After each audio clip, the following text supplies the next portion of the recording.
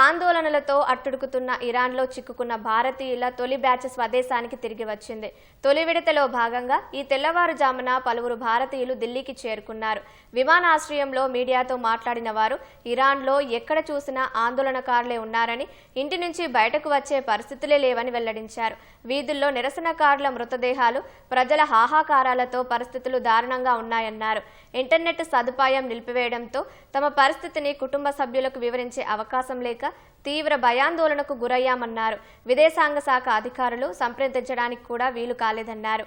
తిరిగి భారత్కు వస్తామనుకోలేదని, ఇటువంటి క్లిష్ట సమయంలో తమను సురక్షితంగా స్వదేశానికి తీసుకువచ్చినందుకు కేంద్రానికి, ప్రధాని నరేంద్ర మోదీకి వారు కృతజ్ఞతలు తెలిపారు. ఇరాన్లో ప్రస్తుతం 10,000 మందికి పైగా భారతీయులు నివసిస్తున్నట్లు విదేశాంగ శాఖ అంచనా వేస్తుంది.